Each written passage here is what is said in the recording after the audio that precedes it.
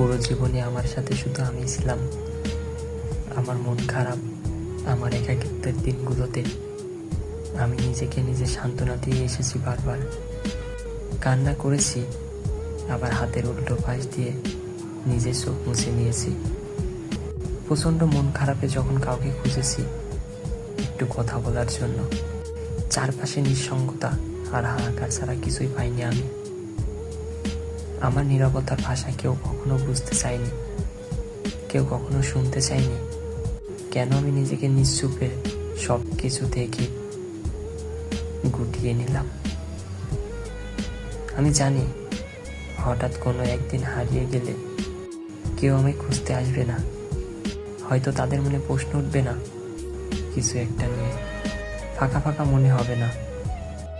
আমি যাদের চিরকাল আপন ভেবে এসেছি তারা পর করে দূরে চলে গিয়েছে বহু আগেই। আমার কেউ নেই, কেউ ছিল না কখনো।